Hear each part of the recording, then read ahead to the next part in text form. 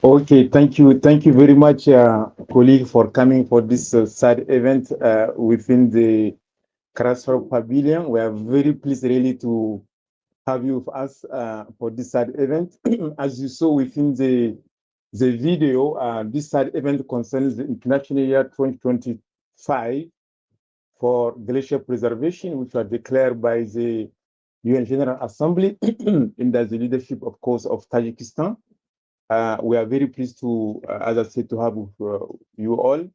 And also, as you have seen within the video, UNESCO and WMO were requested by the resolution to mobilize partners, UN agencies, stakeholders for the development of a clear roadmap and the implementation, of course, of the International Year and also the celebration of the related day.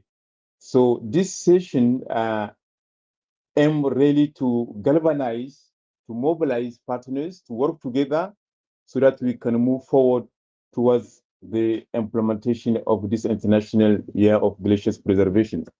We will have two panels before the panels, of course, we have opening ceremony, a rapid opening ceremony, and a keynote intervention.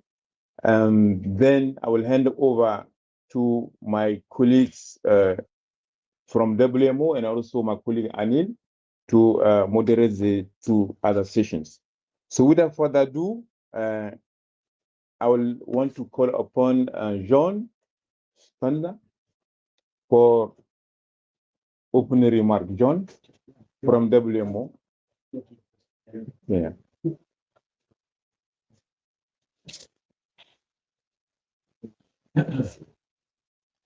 Thank you, Chair. It's one of those advantages or disadvantages coming from an African country where we can use our name in multiple ways and everybody will still understand. But it's good to be with you, colleagues. My name is Johan Stander, representing the WMO. And as indicated by the Chair, it's really an honor to work with UNESCO on this after the General Assembly made this announcement and also further indicating that the 21st of March, as of next year, will be an international year of the glaciers or the Cryosphere. What's even better about it is actually 2 days prior to the World Meteorological Organization's day, which is the 23rd of March. And, we can always use these as stepping stones into reaching what we would like to reach at the end of the day. And within our organization, we've already for years called upon our member states to make the observations and monitoring and forecasting of the glaciers important. Already at the second Congress of 1979 at the OMM, that was now the International Meteorological Organization, prior to us constituting our own convention 70 years later. We already called upon our member states to really do something and monitor the glaciers to a certain extent. And even now, at this year's Congress, going into our next financial period, we've introduced a new strategic objective 1.5, which focuses on the changes in the cryosphere and the downstream effects. So we're not only now looking at the cryosphere itself, but what are those downstream effects around the rivers, sea level rise, and our small island states. And that is a massive task. And we're all building this within the framework of early warning services for all. Almost want to say it's almost too little, too late. But we've got to start somewhere to make sure that we do something. We've already seen a 10% decrease of the cryosphere in Switzerland the last 2 years. And half of China have lost already their glaciers in the past 50 years. We cannot continue with this trend. I've heard that some African countries will also lose theirs in totality within the next 2 or 3 years. We've got to really work on this. Between the WMO and UNESCO, we've identified five objectives for implementation of the Year of the Glacier preservation. That is raising awareness, number 1, promote action, enhance scientific understanding, strengthen policy frameworks, and then strengthen the financial support. And very good to see the GCF here today in this road as we move forward. Colleagues, I really look forward into your deliberations and discussions today. We are there to work with UNESCO.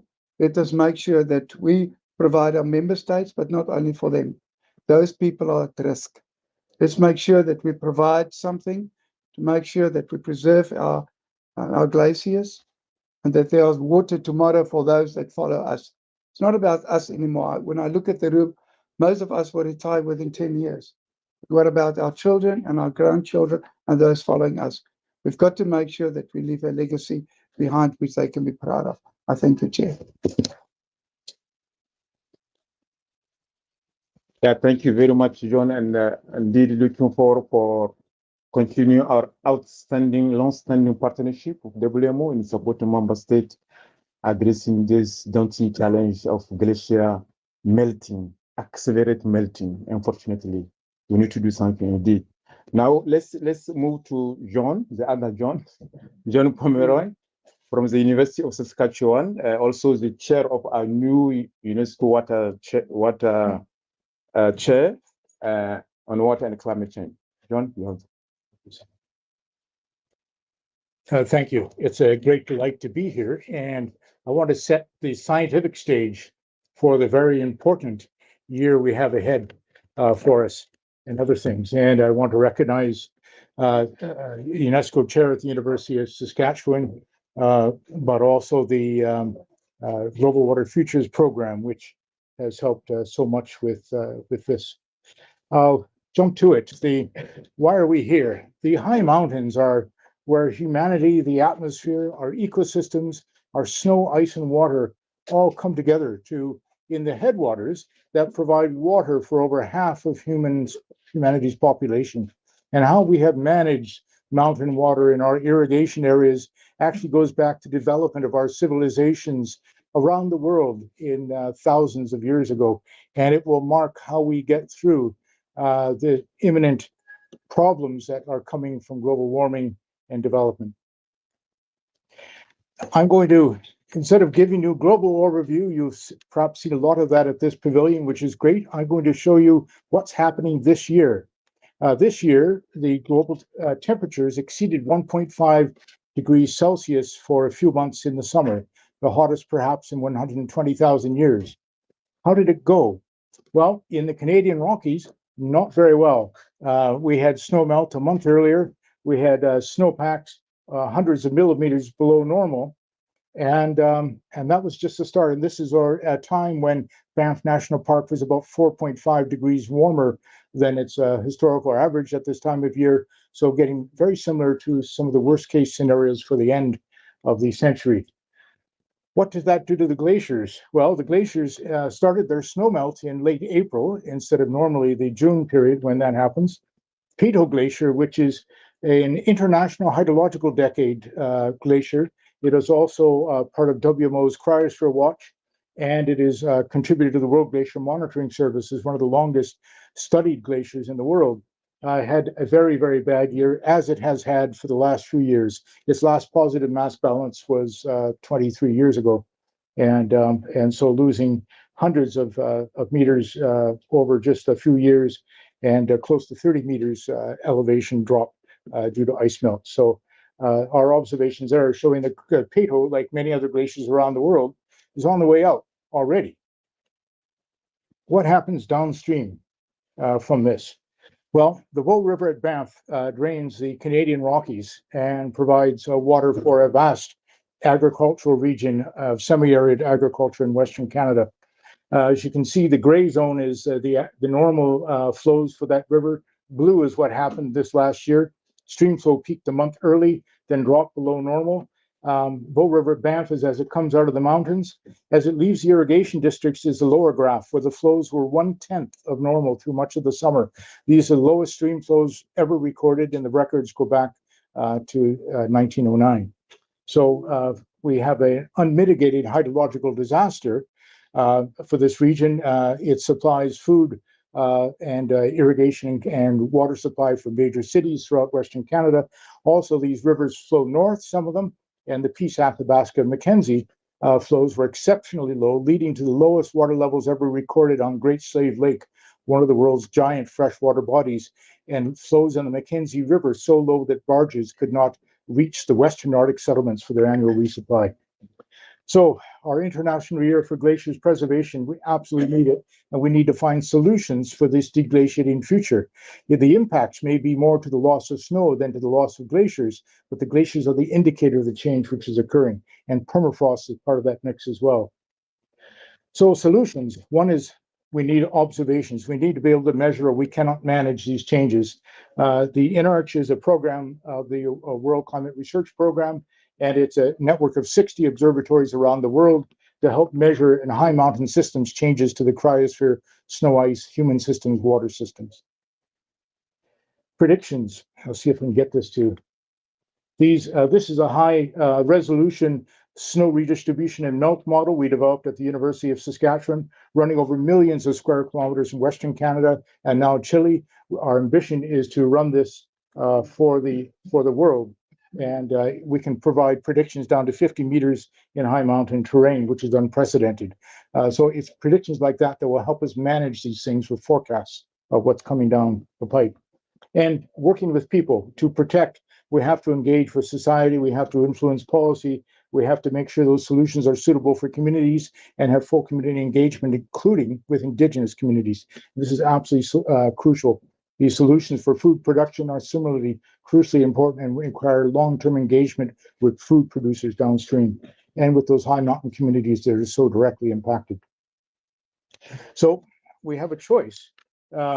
We can choose the better future. We can observe, predict, or protect. Or if we fail to mitigate and adapt, the artist Gennady Ivanov has visualized a very grim picture there of Dubai, rather underwater from the melt of global ice sheets, which is the next phase, the Greenland and Antarctic ice sheets after the mountain glaciers. So we can still turn that around and not have that future, and we have to make sure we do that. Thank you.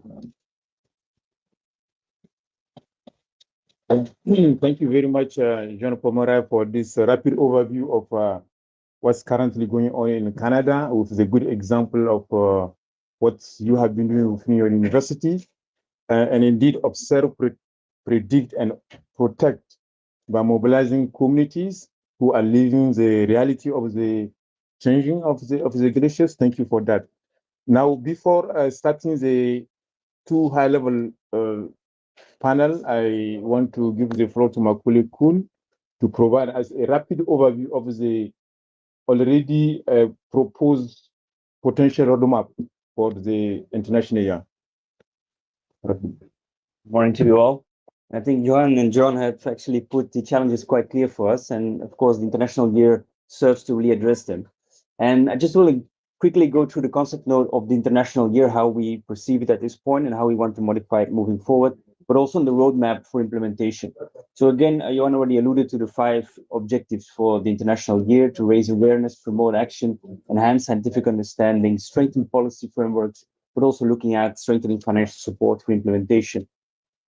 So really, we're looking at launching a global campaign for International Year of Glacier Preservation that will start slowly during 2024 and will find its height during 2025. But again, we will start that in the next few months already. Of course, one of the highlights will be the International Conference on Glacier Preservation that will be held in Tajikistan to share knowledge, best policies and practices, but also looking at facilitating dialogue among policymakers, scientists, civil society, and relevant stakeholders. Of course, we want to make sure regions are on board, and we aim to really have regional workshops to make sure that all regions have activities running throughout the year, and also focus on capacity building programs, workshops, and capacity and knowledge sharing platforms. But research and monitoring is key, and I think also John alluded to that. We need to know more about our glaciers, need to know what the impact is and how we can mitigate the impacts as well. So this really has to be a focal area of our work in 2025. And again, also policy advocacy is key, and hear about integration of glacier preservation considerations into climate change adaptation strategies, but also policies to address disaster risk reduction. And then, of course, partnerships with you all here in the room and outside of this room is key to really make sure we're all on board and to make sure we connect to other frameworks that are out there, such as the 5 years of action for the development of the mountain regions. And fundamentalization will be key, and I'm very happy to have here today also international climate funds such as GCF, GHF, as well as Adaptation Fund, to talk about how can these funds be more allocated towards the challenges related to glacier melt. And of course, we need to coordinate as well. And I think the last few months, we've been trying to come up with a framework in which we can collaboratively address all those challenges. And in this sense, we had a first brainstorming session a few months ago at UNESCO, together with WMO, where we had more than 100 participants from 16 countries identifying how we would move forward towards 2025 International Year. And these months, of course, we have several sessions here at COP. I think there's 3 sessions specifically for the International Year. And then, of course, we'll build into the setup of an advisory board starting early next year and making sure that everybody who would like to contribute is able to participate in International Year. Thank you so much. Yeah, thank you very much, Kuhn. I think we have now a rapid overview of what are we aiming today, but we'll go deeper now in terms of discussions. So we start with one of the high-level session, which will be moderated by Nicholas. we'll try to set up some chairs here in the front. Okay. So we put our panelists in the front. We have 6 distinguished panelists from different countries, which I'll please ask you to come forward to this. Perfect. Thanks. Thank you. I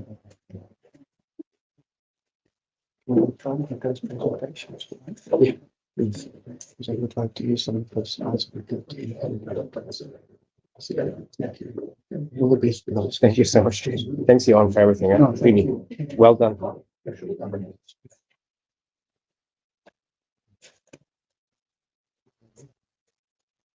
Good.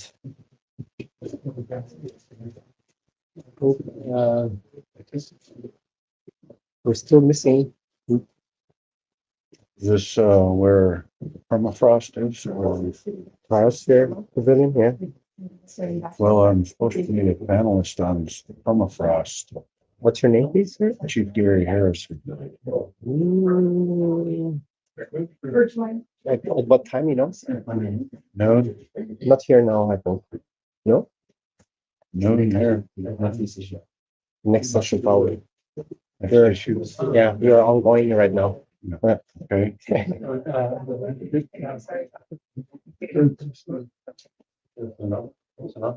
You're telling you it's money.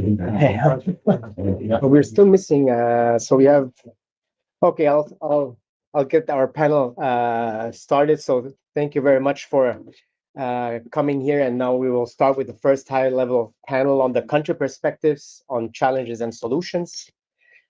Our distinguished panelists are from different parts of the world, all united through their glaciers. I would say I'll take it from the mountains in Pakistan to the Alps in France, the highlands in Iceland, and the Himalayas in Bhutan and Nepal. I think we're still missing our colleague from Iceland, but I hope she's actually joining, I think, virtually, right?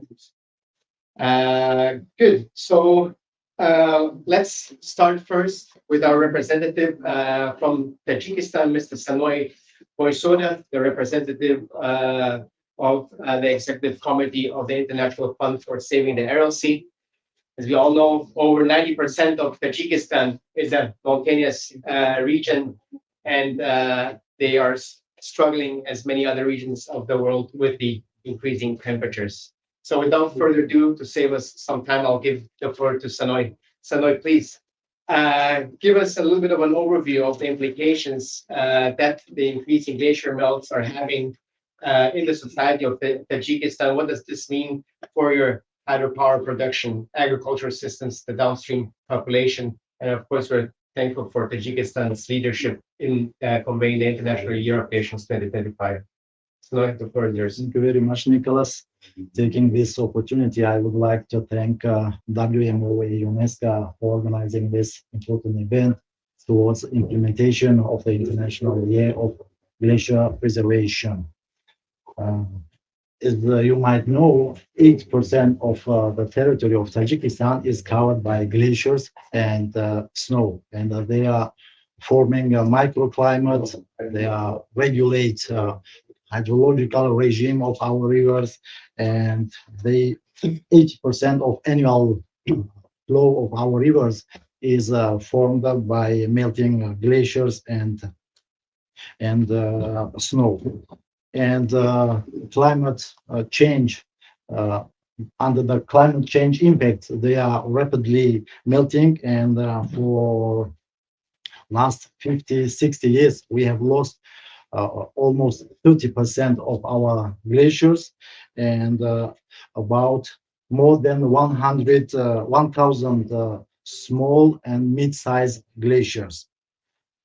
Of course, they are providing water for our drinking water supply, for irrigation, for hydropower energy producing, and the consequence of the melting glaciers and ice for the short-term period will be increasing in frequency and strength of water-related disasters such as glacial lake outburst floods, mud flows, and other water-related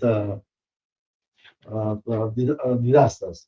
And for the long-term period, it will impact in increasing in decreasing water availability for irrigation, for hydropower, and it will have devastating consequences for social for our society and for our economic growth.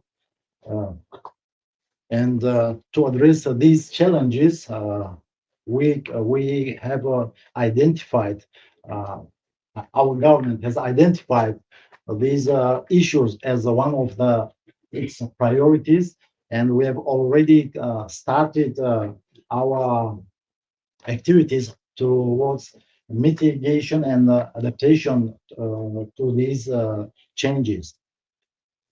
And the first of our activities is, as was mentioned by John, it's awareness raising. People must be well informed, and we are organizing big company towards raising awareness of population, and also we are we are enhancing our capacity to observe, to monitor, and to research glaciers. And a few years ago, it was established National Glacial Center, and which, with the partnership with our partners, uh, cooperate and organize different kind of studies or researches to better understand the process which is going on, and to provide more scientific based evidence, based solutions, findings. And also we are enhancing the capacity of our hydromet service, in order to be capable to focus those extreme weather events which are related to climate change, to melting glaciers, and to weather. And also, we in order to mitigate the consequences of glacial melting, we are also implementing infrastructural projects like building water storages, building dams for protection from disasters related to glacial melting, and other infrastructural projects. And of course, it's impossible to directly preserve glaciers, but we are also trying to to contribute to decreasing the carbon emissions through, one of example could be building hydropower stations, which of course can reduce the number of emissions, carbon emissions. And we're sure that through such kind of activities we can contribute towards mitigation and adaptation to glacial melting and climate change. Thank you. Thank you very much, Samuel, for sharing the experiences of Tajikistan, and of course the need for adaptation, but of course also mitigation. Right? We have to try to keep global warming below 1.5, although even 1.5 degrees is too hot, as we see here on this panel. Next, I would like to give the floor to our representative from France. Before, just I forgot to mention at the beginning, we have about 3 to 4 minutes for everyone. I'll have a little alarm here just to alert you when the time is running out, so we stick on time. But yes, so next I would like to give the floor to Mr. Paul Bertrand Barré, the Special Envoy to the French Minister of Europe and Foreign Affairs and the Secretary General to the One Planet Summit. Mr. Paul Bertrand, the floor is yours. Okay, thank you, and thank you to the UNESCO and the WMO for organizing these side events. Of course, France hosts a lot of glaciers, as you know, not only in the Alps, also in the Pyrenees between France and Spain. And the impacts are there already very visible. This is one of the reasons why during the One Planet Polar Summit that we organized in Paris a few weeks ago, we set up, and we organized it, by the way, with the UNESCO and the WMO, we set up a scientific advisory board to try to update the knowledge about this challenge of melting glacier. And larger than that, about the challenge of a melting cryosphere. It delivered an updated report on the cryosphere that clearly shows that the glacier mass loss was around 20% higher between 2021 and 2022 than over the whole of the last decade. Cumulative thickness loss of mountain glaciers in the 70s averages almost 30 meters. So scientists predict that with an increase of temperatures to 1.5 degrees, that half of today's glacier will disappear in the course of the 21st century. So these changes, as already said, have huge impacts on nature, of course, but also on the economic activities of our people in those regions. And we feel it in France, where we can also already observe impacts on the touristic activities, on the economic activities. And this led France to, beyond the observation, to take strong action. And during the One Planet Polar Summit, President Macron declared that we should protect all our glaciers. Today, around 60% of our glaciers are covered in terms of natural protection, natural parks and so on. And we will extend this coverage to 100% in the years to come. That is a decision that has been made. Of course, we have to, and the representative of Tajikistan rightly underlines this, we have to cope with the carbon emissions. That's the first priority, but we also should also try to do our best in terms of protection of the areas of glacier. Of course, we'll participate actively in the International Year of the Glacier under the leadership of Tajikistan by 2025. But the question of the glacier should be envisaged as part of a broader question, a broader challenge, that is a question of the cryosphere.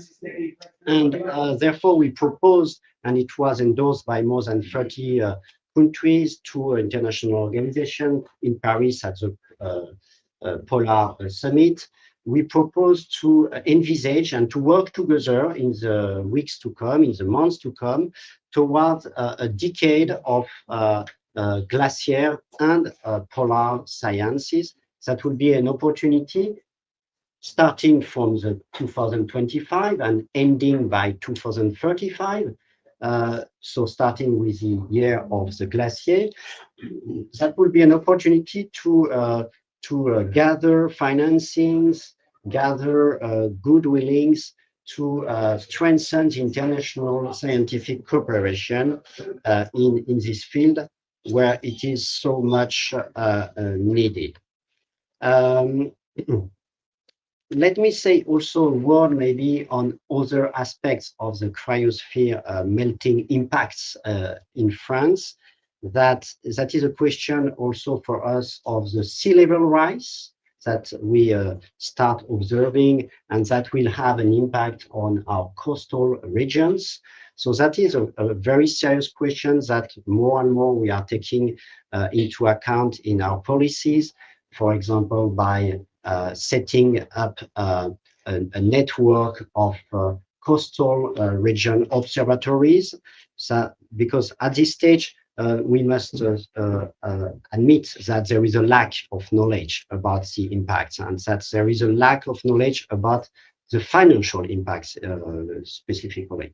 So that's a question that we are looking very closely at, but also in a more international perspective, as it is an international challenge and not only a challenge for this country or another one, we launched at Paris, at the One Planet Polar Summit, a network of cities and regions and local collectivities that are facing this challenge commonly. And this network is now will be built in the months to come and will be finalized at the occasion on the occasion of the Nice United Nations Sea conference by June 2025, the so-called UNOC, where under the leadership of the mayor of Nice, Mr. Estrosi, this network will be consolidated to try to find common solutions, common financing in front of this challenge. And a last word also to say that there are other aspects of the acceleration of the cryosphere that are of interest to France, as France is very much involved in the Antarctic region. We have a scientific basis there. We are a member of the Antarctic Treaty, as you may know, and we are sadly observing the impact on biodiversity of the melting. And for example, the impact on the emperor penguins, regeneration, reproduction, that is hugely at stake in the context of this acceleration of the melting of the cryosphere. So from these observations, and just to conclude, we also drew a national strategy that was announced by President Macron in Paris recently, which will really put emphasis on mobilizing more money for the science, which is priority number one, 1 billion for the national French efforts in the field of science of the cryosphere. We will renovate our scientific base of Dumont-Durville in Antarctic, for example. And as I said, we will improve the coverage, the protection of our national glacier as part of this effort. And last point, there is also a challenge about the regions, the lands that are being freed by the recession of the glacier. There is a new biodiversity emerging there, so there is a new challenge for protection that is also a post-glacial question that has to be addressed, and we are developing in this regard a national biodiversity program that will try to address this specific post-glacial question. Because there is not only bad news, there is also good news. We have to try to see them, and in this regard, the development of a new biodiversity in these regions freed by the glacier has also to be addressed. Thank you. Thank you very much, Mr. Barrett.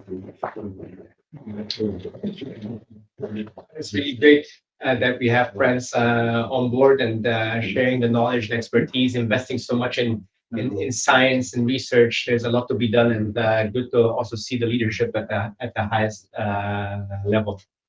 Next, I would like to give the floor to our panelists from Nepal, Mr. Sushil Chandra Tiwari, the Water and Energy from the Water and Energy Commission Secretariat of the Government of Nepal.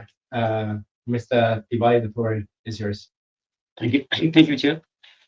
It's my great pleasure to be in front of you from the country, Nepal, which has the highest mountain in the world, Mount Everest.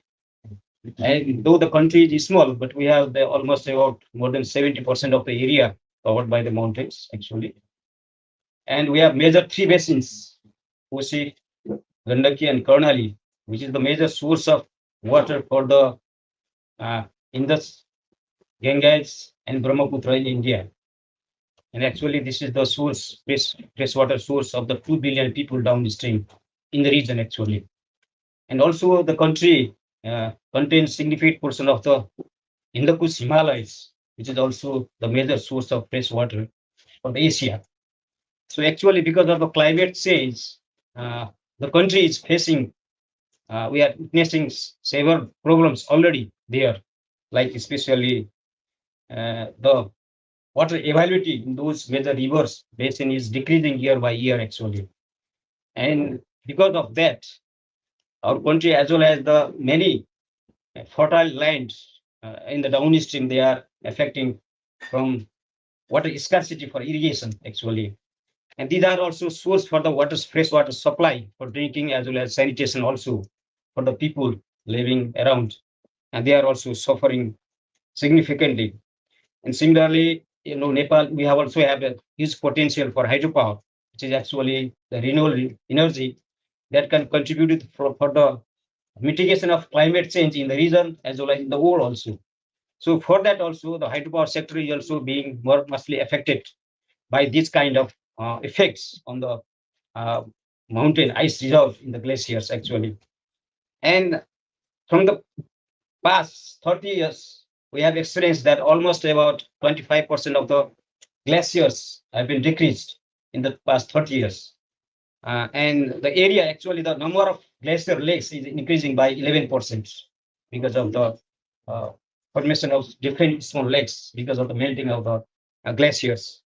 Because of those scenarios, we are also facing many water-induced disasters, especially the landslides and floods in the plain area. Every year, because we have a serious damage to the life of the people as well as the property and infrastructure. And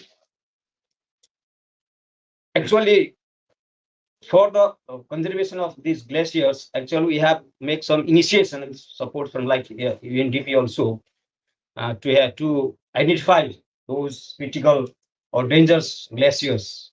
And up to now, that we have been identified that about 47 numbers of glaciers are most dangerous. And we are also trying to analyze the impacts that are going to be happen due to the glacier melting on those impacts. But the real problem that we are facing is that actually the lack of actually the glacier areas is more or less more inaccessible area.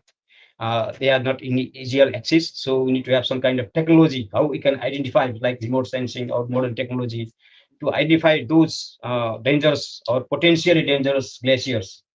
And the other things we need to know the technology, how can we preserve or how can we mitigate the impact of the melting of those glaciers? That is another thing. And the other things we are also trying to focus on increase the generation of our hydropower so that it can contribute for the global impact of climate change, including the melting of glaciers that can also contribute.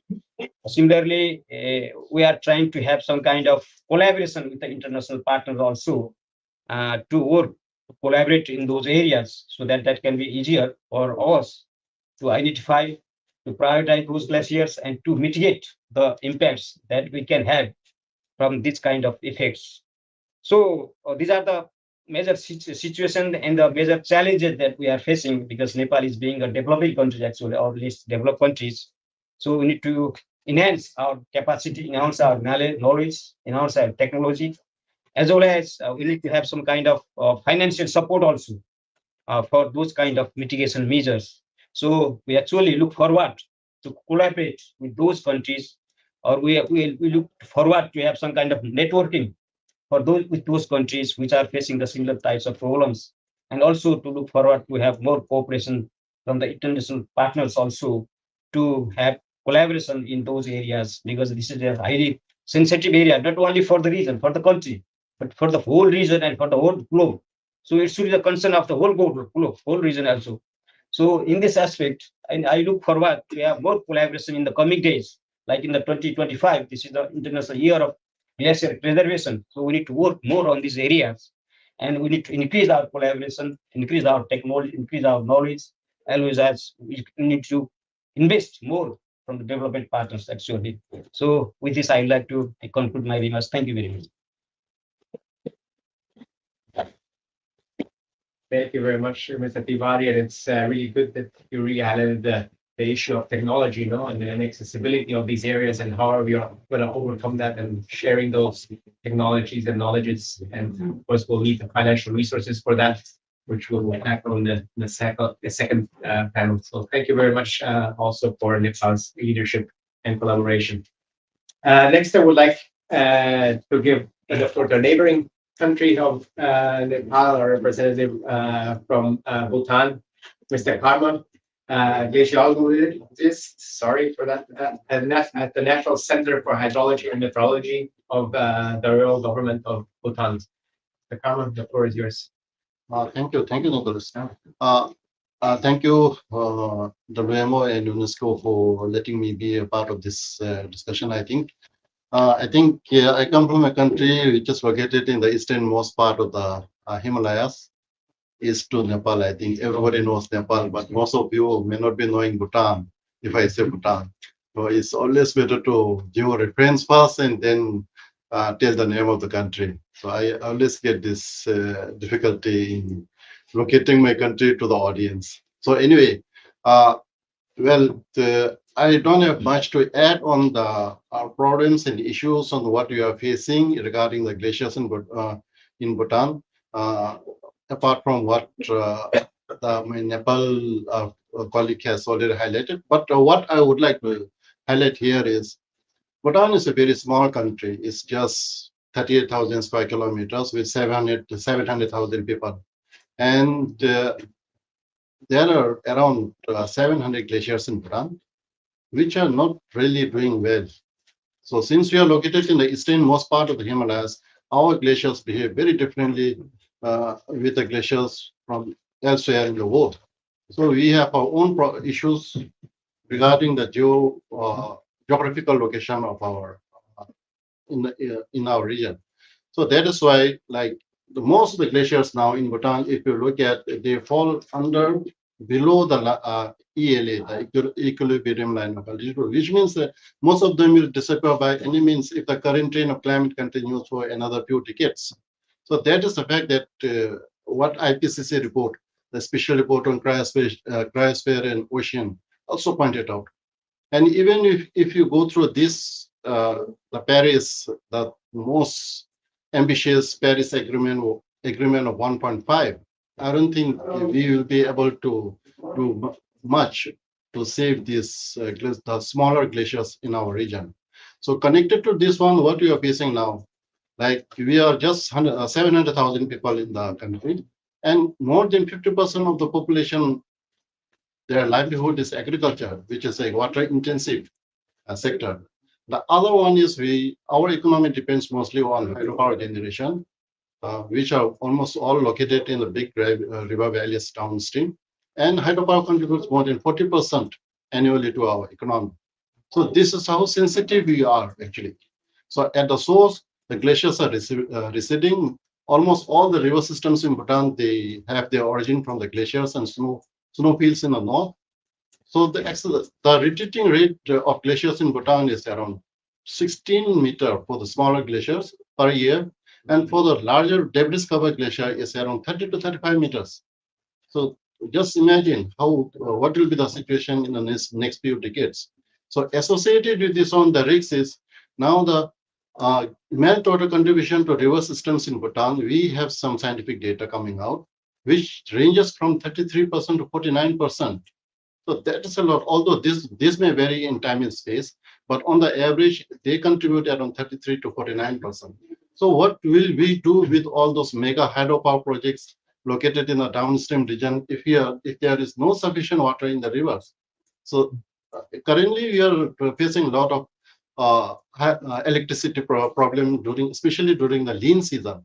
We are in a state that we have to import electricity from India during the lean season. So I'll not highlight about the issues on the agriculture sector. What will happen if you look at the literatures and the numbers that are coming out in the journals, you'll see that Bhutan is one of the water-rich countries in South Asia. Our per capita water is around 94,000 liters.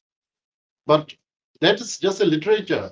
If you go to the ground and see the reality, it's totally different. Because the big rivers are not actually, they're only the hydropower plants are benefited by the big rivers because it flows at the bottom of the valley. People are living on the terraces, on the slopes of the Himalayan region. So all those streams, most of the streams, the tributaries are what is actually benefiting the communities and their livelihoods. And unfortunately, all those streams, most of the stream sources are drying up. We have the issue with the stream sources drying up. The tributaries, hydrological regimes are being, deteriorating hydrological regimes. And on top of that, our glacier, the debris cover glaciers, the huge valley type debris cover glaciers are resetting at around 30 to 35 meters per annum, causing a lot of problem with the glacial lake outburst flood.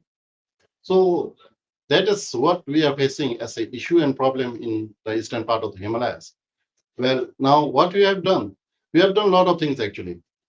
We have went to the extent of with the international collaboration. We have went to the extent of mitigating those lakes, bringing down the water level in the lakes to bring down the hazard from those lakes in the downstream region. We have installed early warning system in those block-prone river basins. We have come up with a hazard zonation map for the communities in the downstream region so that they are well informed on the hazards associated with glacial lake outburst flood upstreams. But are these measures enough? I'll deny it, frankly, because what we have done is just a small part of what we should be doing. Bringing down the water level in a big glacial lake in the upstream at the source by 5 meters results only to draining out the water by around 17 million cubic meters of water. Well, if I cite one of the example, in 1994, there was a huge block from one of the glacial lakes, and that is 18 million cubic meters water. We should be doing more, and to do more, we need access to resources, the financial resources. When I say access to resources, I'm just highlighting easy access to financial resources. There are resources, but to access it is very, very difficult right now. We need access to the emerging technologies to gather more scientific data in the Himalayas. I think that is where I'll stop for now.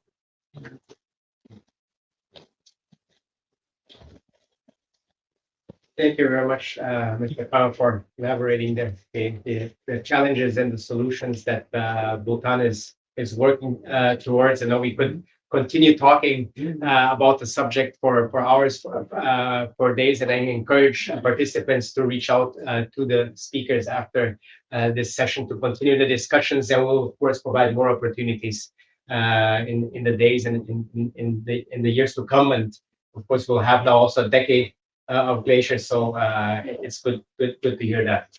So for that, regard, I would say let's move forward to the next panel. Thank you very much. A big hand of applause to my colleague Anil from UNESCO to see, okay, how are we going to now mobilize the funds? Definitely. Yeah, in the audience, make some announcements.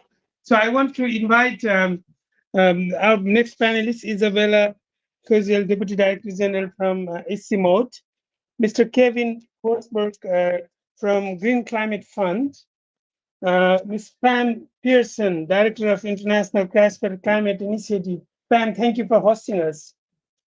Carolina Adler, Executive Director, Mountain Research Institute. Mr. Chewang Dorji, Global Environment Fund, if he's here. Mr. Gustav Huzius, let's see here. Muhammad Ashioti, yeah. Adaptation Fund. Yes. So I mentioned that we are going to also make some announcement. The announcement is on 15th of December in New York, member states are going to establish or launch Friend of Glacier at the highest level. So what a distinguished speaker from Bhutan said, perhaps we can raise this voice and get to that level.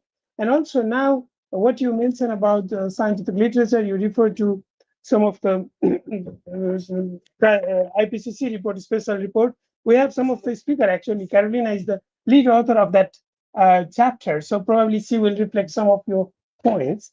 Let me just organize myself to.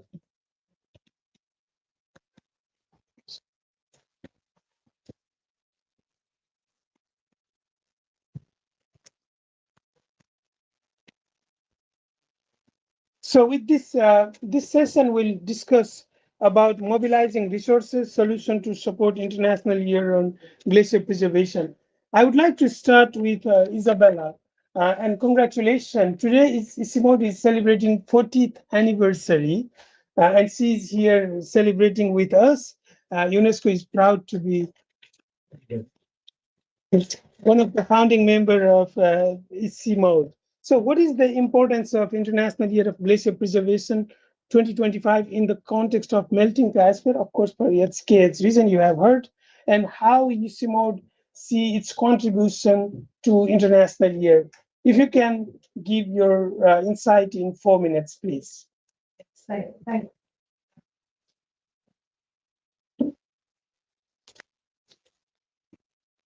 Okay, so I'll speak to this. I hope I accept your, yeah, okay. So thank you very much. And yes, we are 40 years old today. So that is also an extraordinary achievement because we bring together the 8 countries of the Hindu Kush, Himalaya, stretching from Afghanistan in the west to Myanmar in the east. Of course, Nepal and Bhutan are here today, who are our members. Were hosted in Kathmandu in Nepal by the government of Nepal. And you will have heard already, and I won't repeat some of the terrifying statistics that we have in terms of what is happening to our cryosphere. But what I just really want to stress is that this is a region that is home to 250 million people, and there's up to 1.62 billion people who rely on the water and the resources of this region. So when things go wrong, there are millions, potentially over 1 billion people who are at risk. We also know that even this year, during the monsoonal period, 2,000 people have lost their lives. Millions of dollars of investment have been wiped out, and these countries have contributed least to the crisis that they are now bearing the brunt of the costs of. So it's fantastic to know of the International Year. And so there are many areas which we can contribute to moving forward. So of course, sharing the science that we have, synthesizing the science of the region at a regional level is one area that we can provide support on, particularly in terms of what are the hazards and the risks moving forwards, both to countries, to communities, and investments. We can also, of course, provide support at the regional level in terms of bringing our regional member countries together. We have a proposal on the table at the moment, which is to establish an HKH Council. So this will be debated by our Hindu Kush Himalaya ministers in March next year. And one of the groups within that will be on cryosphere. We can host science policy dialogues within the auspices of that council if it's approved, or if otherwise we can help convene and host the regional dialogues. We're also proposing that we could have a tribute to one of the disappearing glaciers. So we could propose to do a tribute to Yala Glacier. At first we thought we could perhaps have a funeral, but perhaps that's too pessimistic. Although when I have been recently to Khumbu region in Nepal and to Jigme Dorji National Park in Bhutan, when you get to 4,500, 5,000 meters, it's staggering. You can see all around you how many glaciers have disappeared. But we would offer that as well. So those are some of the areas that we could provide some support. Thank you very much. Yeah, you stayed 2 seconds within the margins. So thank you so much. We saved that time for the Q&A. And there are lots of offer from ISIMOD. So let's part your question, how to really implement those offer. Let me go to Green Climate Fund. Kevin, how do you see the opportunity for the agency like Green Climate Fund to support these activities that has been just laid out by member states, but also from the international organization ISIMOD? How do you see the opportunity and partnership? How do you see that we can really work together? And also, please, 4 minutes. Thank you very much. So we've heard this week here at COP, and not for the first time, that the 1.5 degrees target of the Paris Agreement is hanging by a thread. The latest analysis by IPCC suggests that if we want to keep that target in sight for 2030, it's going to require a 43% reduction of emissions. So do we need.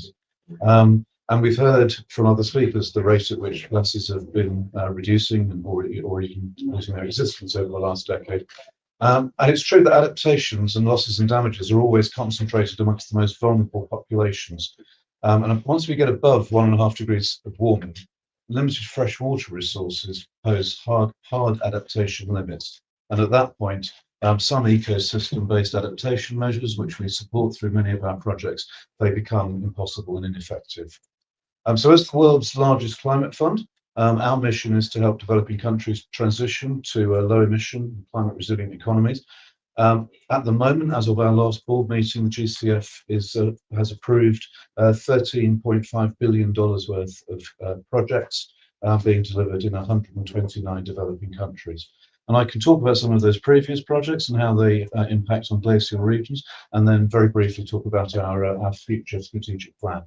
So one of our earliest projects was to scale up measures to reduce glacial lake first floods, BLOFs, in northern Pakistan, where the melting of the Hindu Kush, Karakoram and Himalayan glaciers have created some 3,000 glacial lakes in northern Pakistan. And when those lakes burst, that's obviously very hazardous. There are 33 of these lakes, and they can release millions of cubic meters of water in just a few hours. You cause massive destruction and tremendous risk to life and property and livelihoods.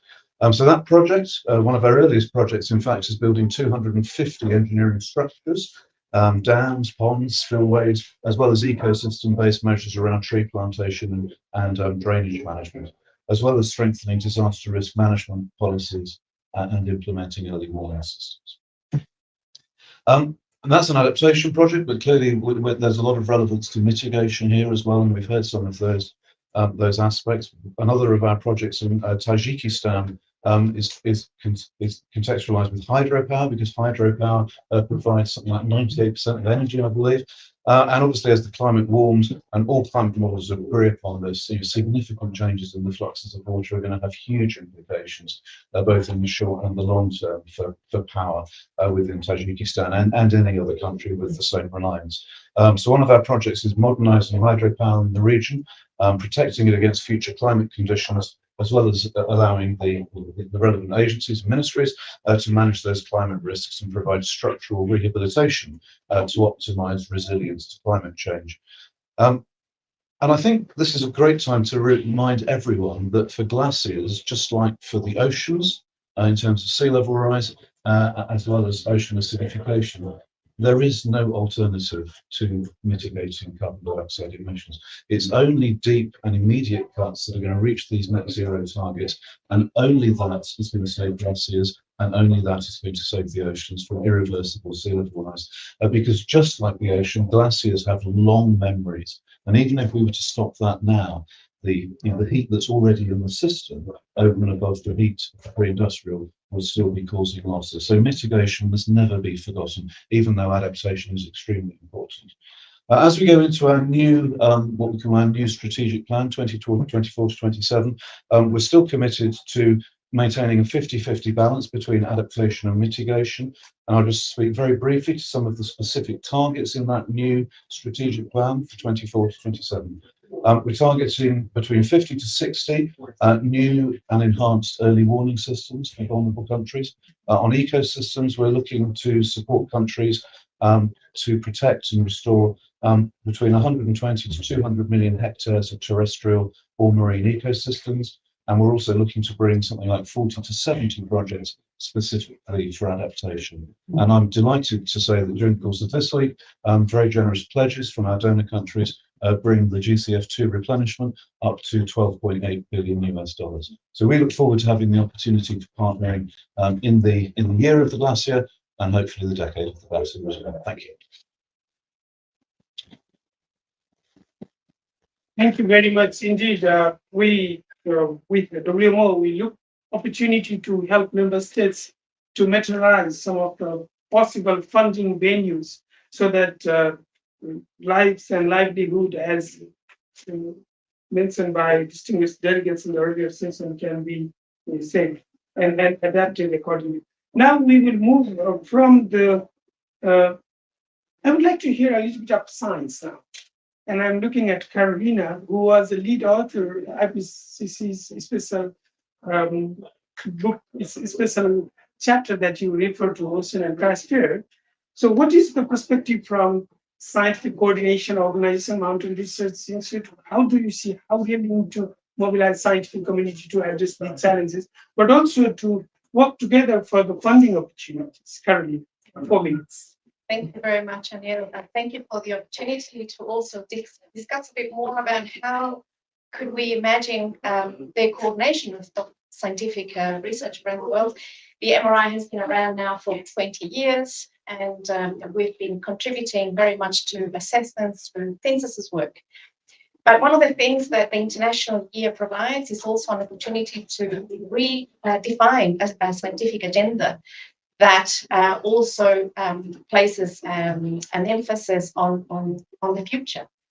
So how do we reimagine and not only improve our forecasting and predictions abilities, but also the type of science that engages with foresight, that engages with scenarios, to plan for the changes that are unfortunately inevitable. It is important, of course, to engage in observations. We need to continue the effort to improve the networked approach to observations in mountains and the cryosphere around the world. And this is, of course, important for glaciers as well. But alongside that, we also need to be looking at those other aspects of scientific activity. And this is also the realm of the social sciences. And this is also an important opportunity for the humanities and social sciences to link some of these questions and research agendas going forward. And complement and support the instrument-based observations and the types of biophysical sciences that we need to also inspire and move forward solutions. So MRI has just been given the opportunity through the Swiss Academy of Sciences to continue for a next phase in its 4-year work plan. So we are looking forward to now implement that. But having said that, also to engage in the priorities and new research questions that the year will also inspire us to engage in, to incorporate that as part of that planning. So it's very early in the piece, so this is a really unique opportunity. Another opportunity that we have is confirmation from the Swiss Agency for Development and Cooperation, SDC, funding the global program Adaptation and Altitude. Again, there we have been approved for another 4 years worth of funding for the second phase of this program. Again, this is a great opportunity to see those projects that already have funding secured to perhaps redistribute and redefine some of those priorities to also support and contribute to the observance of the International Year. So there are two aspects here that we need to also consider for the International Year. On the one hand, we have many research institutes, research communities, research groups that have committed, they have a work plan already in place. And so it's how do we engage them to ensure that those contributions are also captured by what the International Year is trying to achieve. So it was very good to hear that the expression of interest will come online very soon, because that is a good opportunity early in the piece to take stock of activities that are already being planned. The second aspect around this is, yes, there are activities that need to be implemented and engage as part of the international year itself. But what happens after the year? So what are the key outcomes of the year? What are the key proposals that we can also engage as an outcome of the year? We've heard of the proposal of the decade for science.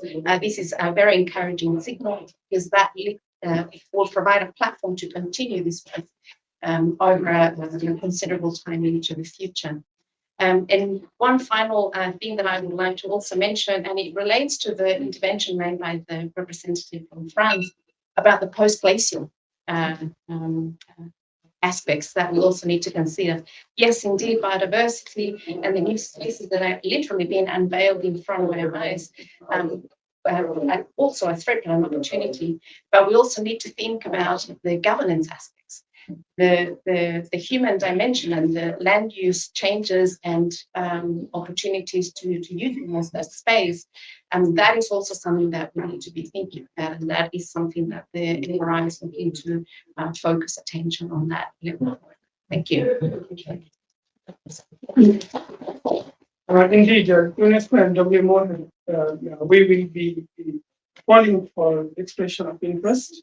And this is a community. I mean, it's not only us, it's all of us together. So we will work together to make year successful, but also we will look towards a decade. And some of the things that you highlighted, research cooperation, research questions that needs to be answered. And UNESCO, particularly a science organization of the United Nations system, we are very much interested to work together with you. And we have a UNESCO chair also sitting, so we can really create a great coalition. Next, let me move to the host of this pavilion, PAM, who has been hosting Cryosphere Pavilion, if I'm not mistaken. Maybe I have not attended, but since Madrid I attended, and I was part of this Cryosphere Pavilion. So how do you see PAM? And you've been hearing all the time Cryosphere voices, how really we need to now mobilize these stakeholders coming to this pavilion to make year successful, but not only limited. We are also going for the PAM. Well, I think, and thank you for coming here. Those of you who've been at past pavilions, we have tended to have a little bit better space, but we've made do. And we really do appreciate your flexibility in coming here. And, you know, these events, one of the advantages of being here is at least they are recorded. And so people will be able to watch them after the fact, and that at least is fairly good quality.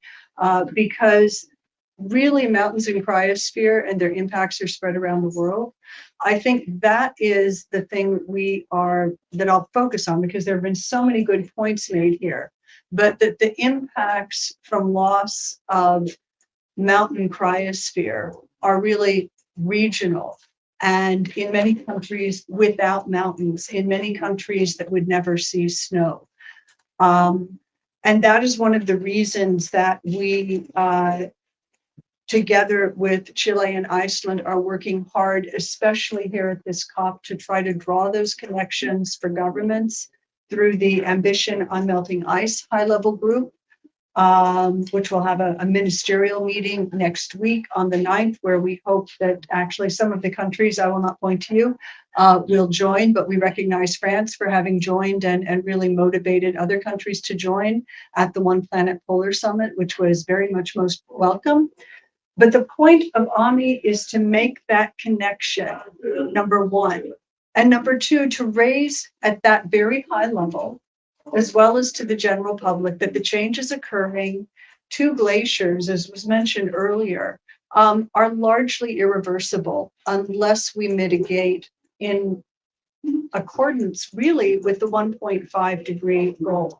There can be a brief overshoot, but the more and more the scientific community is studying what is happening to these glaciers, the more that they see not only that much higher than that causes much greater loss, but again, that loss is irreversible. Can you grow a glacier back? Yes, but it takes, when we first started doing this decades, we were saying, Now the scientists are saying not just hundreds of years, but thousands of years. They grow back very, very slowly. And the science is moving incredibly quickly on this, and that needs to be transmitted. So, one of the things that we've been doing also since Madrid are the State of the Cryosphere reports.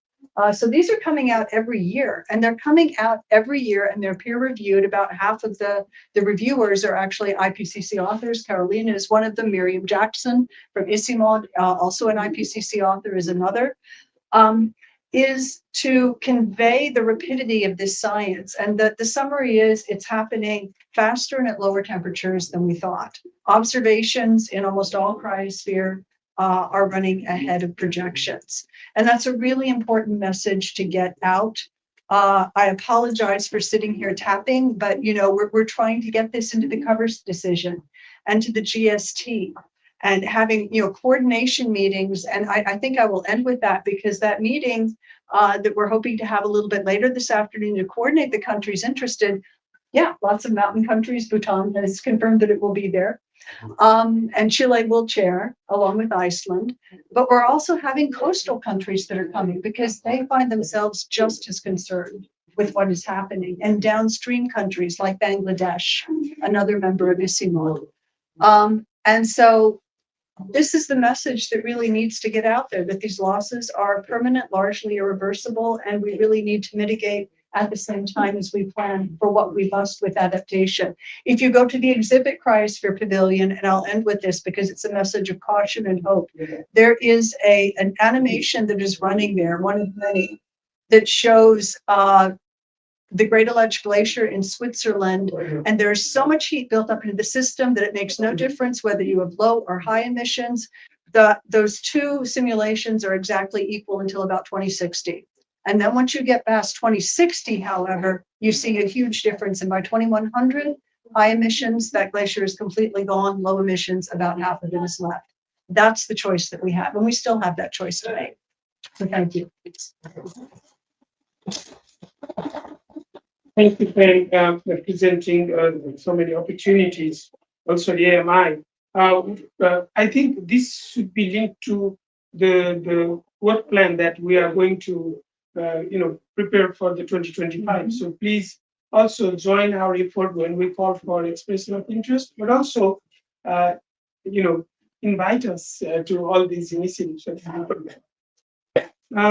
After that, one of the things that we realized when we did glacier studies in the Andes, we thought that is okay with the scientific group to publish scientific literature, but when a distinguished delegate representative from Bhutan said that literature is literature, there is something happening in the real ground. So we really went in the Andean countries also to understand how the local population feeling.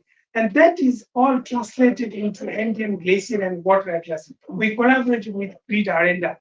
And this is the center that really brings the scientific literature in a language that policy community also understands.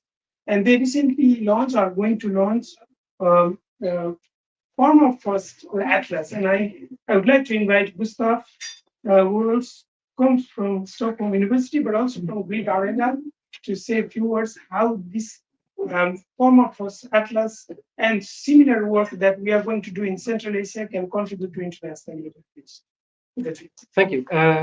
So I think I'm a permafrost scientist, but I hope and I believe that a year of international glacier year can act as a sentinel year for the whole cryosphere. And Pam already talked about this. We have multiple components of the cryosphere that are vulnerable. The scientific term for permafrost environments is actually periglacial, meaning adjacent to glaciers, which I think also is quite speaking in the sense of the high mountain areas are also characterized by permafrost in the bedrock, in the moraines that buttress a lot of the glacial lakes, etc. So it's all connected. The systems are connected. And the permafrost atlas that you mentioned was launched at the Arctic Circle recently. Uses some excerpts of the art from the atlas actually on the walls here.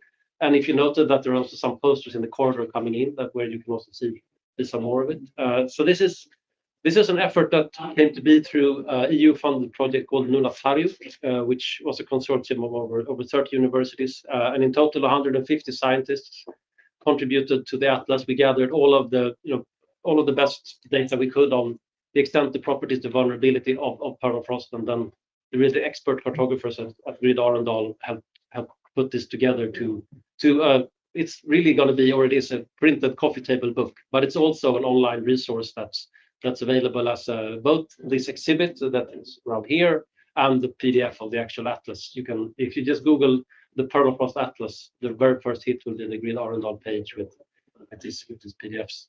And I think it's really an excellent example of how to communicate. I mean, the science can be as good as it wants, unless we really effectively and with good visuals communicate the urgency and the impacts in a way that people really gather and understand. I think we are hard pressed to sort of get the urgency of our message across. I also just want to say a few words on the importance of years or events like this. I started as a PhD student at the same time as the International Polar Year in 2007, and that was a massive gain for the permafrost community, because during that year we got a lot of funding to start long-term monitoring of permafrost. And since then, permafrost has been recognized as an essential climate variable by the WMO. There are networks now in place to study permafrost. Unfortunately, they're not as well funded as they could be, but a lot of the efforts that was made during that polar year, they are still sustained.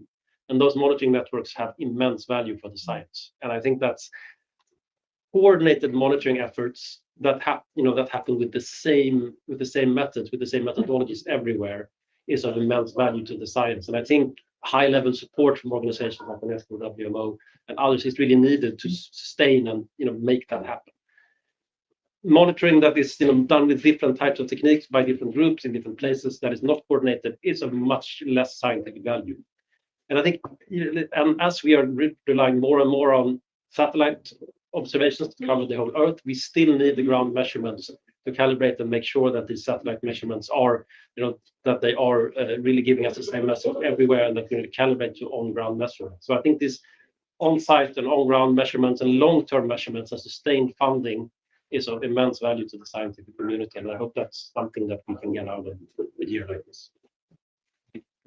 Thank you, Reggie. Yeah. I think this excellence of Grid Arendal, we did already one exhibition during COP21 in Paris. The exhibition, probably that could be one of the opportunities I like to bring it to the audience interest, and perhaps we can work together.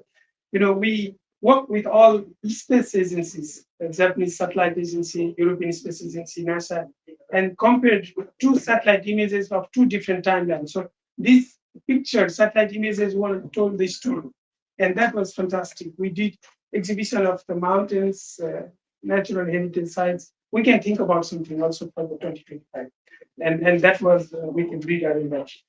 Now let's move to one of the funding agency which provided very first Glacier Lake outburst flood assessment in Central Asia. We are actually working. We are understanding how this is impacting Kazakhstan, Kyrgyzstan, Tajikistan, and Uzbekistan, and we are very grateful to Adaptation Fund. So, Mohammed, how do you see this project has been done? It's 1.5 years now already in operation. We are still 2 more years to go. But how do you see, after hearing all these voices, Adaptation Fund's strategy to really support countries in the further 2025 and beyond?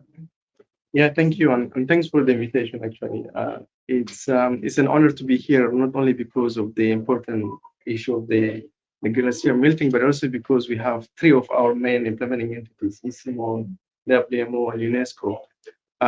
In the portfolio, if you look at it, and you mentioned this project, but we have another one in Pakistan. Those are the only projects that we have on the glacier outburst flood management, and the reason is because this type of issues don't come as a priority to the countries unless we make those issues known by them. And I guess this kind of opportunity is really important, at least to make sure that when they come to us in terms of investment plan, they include some of those issues. Now, the adaptation fund, as the name says, is only on adaptation, so we don't do mitigation. And you mentioned the strategy of the fund. I think what I would like to say is that the adaptation fund strategy is the strategy of the country. So it's up to the countries to decide how they want to prioritize issues which address their adaptation needs. So we have some opportunities, including the country allocation. We have about $20 million that countries can program for adaptation needs, and we really work on the basis of country ownership. It's up to the countries really to decide if the issue of water management, for example, which relates to glacier melting, is something that we want to consider. So from our side, we believe that this kind of opportunity is really important because it puts at the to the countries something that they might not be prioritizing in their strategies. So this one. The second thing that I would like to mention is that the adaptation fund is one of the few fund. I would like maybe to say it's maybe the only fund that has a dedicated window for regional projects. So we have an amount up to $14 million that can support countries to tackle regional issues. And glacier melting is an issue that is it goes beyond one country. So this project that you mentioned is indeed funded by this regional window, and that window has been initially put it as a pilot program up to 60 million. Now it has been expanded, and we have funded about 20 projects now, and the portfolio is about $200 million. And we believe that this is an opportunity for countries to come together to address this kind of issues like the glacier melting. I would like to conclude by saying that the adaptation fund put the local people at the top of the priority. So although we work with national entities, national actors, under the new medium-term strategy, we have made a commitment that 100% of our funding has to address a locally led adaptation. So it means that whatever that is brought to us, we would like to see the local people on the top of the adaptation needs. So we think that addressing adaptation needs at the global level is important, but we need to make sure that the adaptation capacity built on the ground has to be owned by the local people. So that's something that I would like to emphasize, and also hopefully we will be more active on this issue of the glacier melting.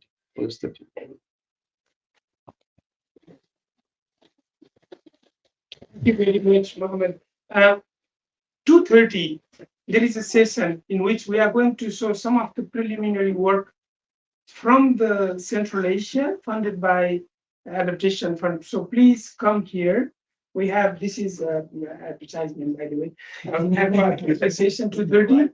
It's about Glacier project. We have two projects and we are going to talk about that. But I discussed with Pam and her team, we can go a little bit further. So we have a time for question and answer.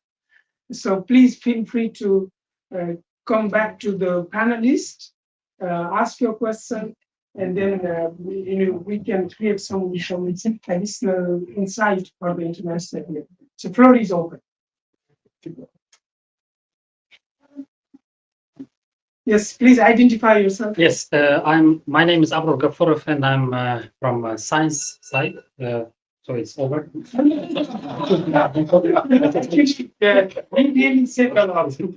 you for saving some time for questions.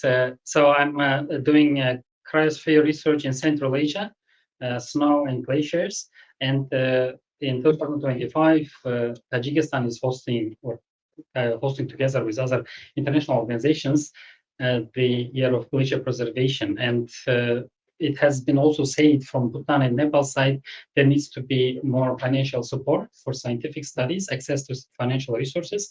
My question is focusing on the year of glacier preservation in 2025. Are there any programs or initiatives to be launched for scientific activities? I mean, the year of 2025 is not so far.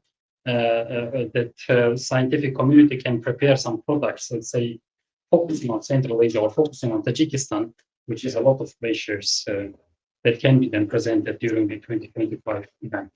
Yeah. Any scientific institution can? I will give you some of thought from UNESCO side, but Caroline, just a brief reflection on this. Absolutely, I think this is why it's so imperative for us to start the coordination early in the year, next year, precisely to identify and scan what are the key activities that are already being planned that could also be potentially expanded to include other regions or other specific priorities that those particular countries also need to see addressed. So the earlier we convene to try and see this mapping and reorientation of where we can now look to address particular gaps, it's the opportunity we have early in the piece. That is one thing, but also 2024 and 25 opportunities to prepare the proposals and engage in those new questions and substantiating the need for those. And we have also the opportunity to coordinate for the following year as an outcome of the year. Thank you. Please identify yourself. Yes, I'm Roxana Borges, assistant professor at the University of Chile and researcher at the Center for Climate and Resilient Research. And you were talking about the future governance, but I would like to take the conversation about the current governance. In Chile, we are trying to protect glaciers for years with a bill that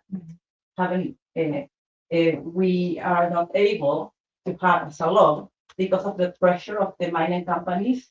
And now the new constitution, made by the far right, is including the water rights. That means that the private sector can obtain, use, and transfer water, and the water in any of the states they have. So that means that the solid water that is glaciers can be also now, if that is approved, use and transfer. So what happened with the current governance in the countries, and how institutions like the global institution can support and pressure countries as Chile to be more protective in terms of the glacier? Thank you. I will take a couple of questions before I think, John, you wanted to come. I need to make my excuses. I'm sorry. I have a meeting, so I apologize. No, thank you so much. You are. No, I feel bad. I've got 5 minutes. Thank you. Yeah, just a comment that we have the International Council of Scientific Union, which we mobilize to. So 2 bodies in there of great interest. One is the International Association of Cryosphere Sciences, which is meeting in 2025 along with meteorological sciences and the oceans in the Republic of Korea. The other is the International Association of Hydrological Sciences, which has an International Commission for Snow and Ice Hydrology that is meeting in Roorkee, India in 2025.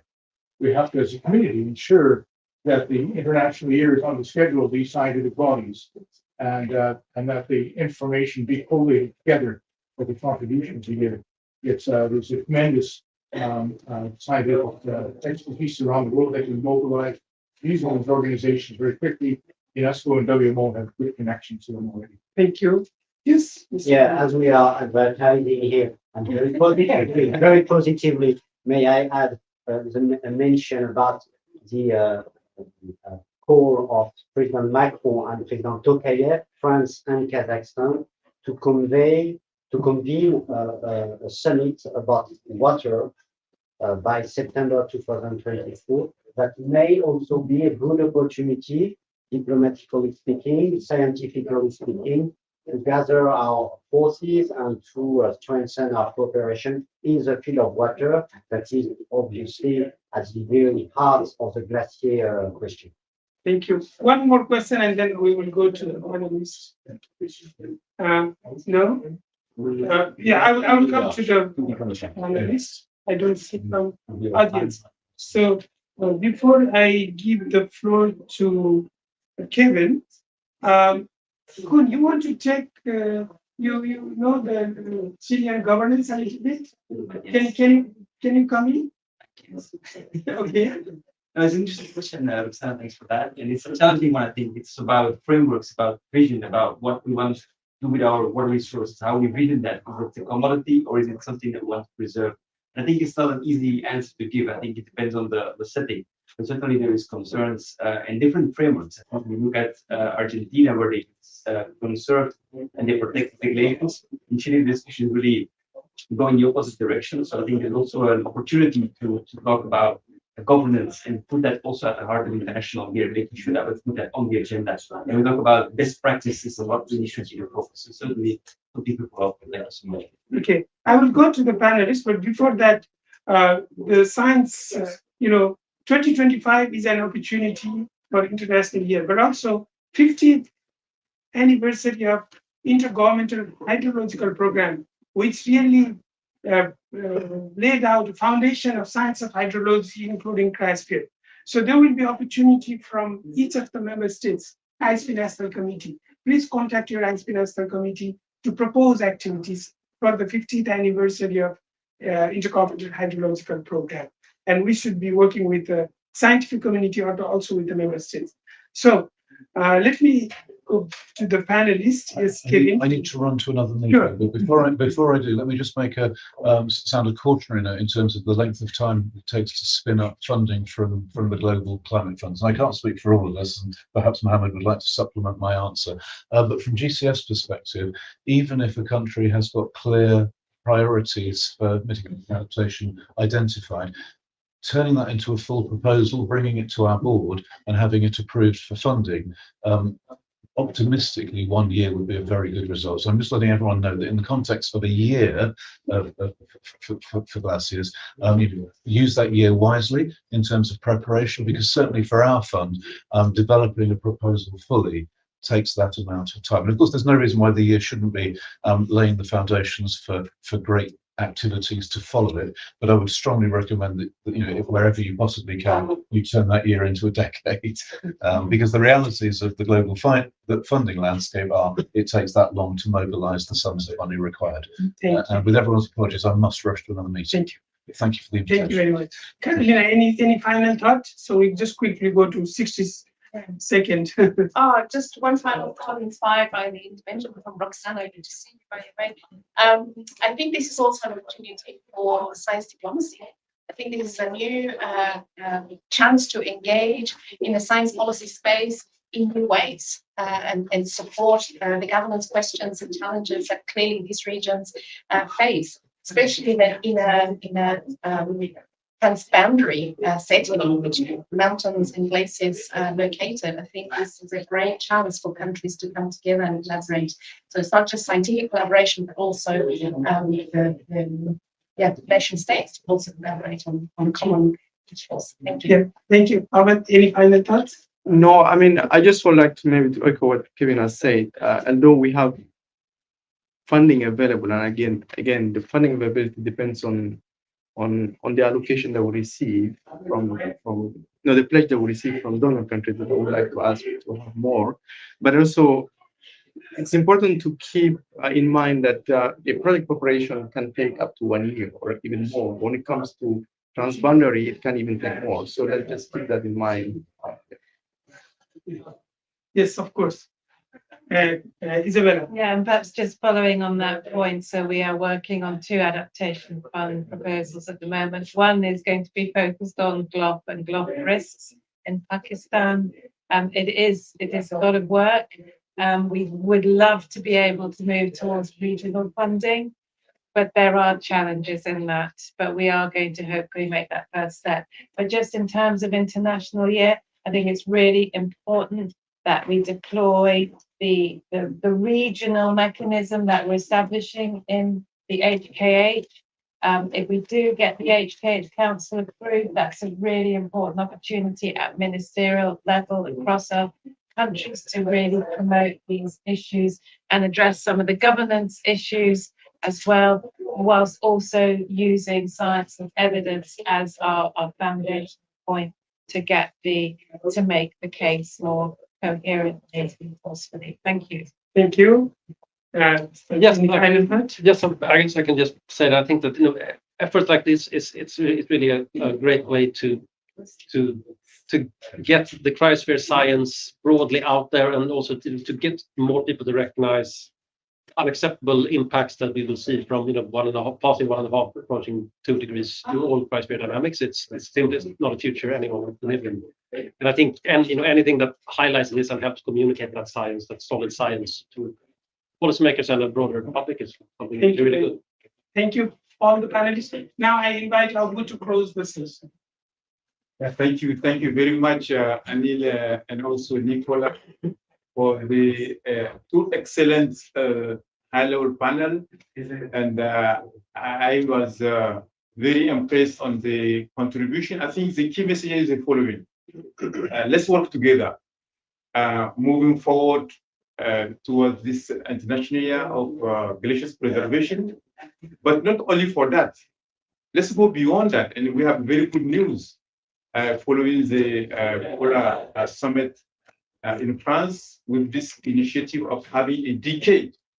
And I think we need to have champion countries so that we can all together mobilize to have a General Assembly resolution, which will give more power in implementing and moving forward that international decade, which will give us more time to advance in mobilizing all the energy, addressing this daunting challenge we are facing. And also, even before that, we can also contribute to the international decade on science of sustainable development. I don't know if all of you know that there is a decade which was approved this year in August by the General Assembly for the next 10 years for science for a sustainable development. So we can also, through that window, contribute also to mobilize scientific community. But we have this during the session, not only scientific community, we need to bring all other key partners, particularly communities who are really suffering vis-a-vis the consequences of those melting, to listen to them also, so that all together we can really provide sustainable solutions in advancing and end, but at least providing a way to address those challenges we are facing regarding the relations melting. So thank you once again, and looking forward to see you in a few 1 hour or 2 hours, 2:30, because we have a dedicated session on concrete examples of what UNESCO has been doing in helping member states addressing those issues related to relations melting. But thank you. Yes, I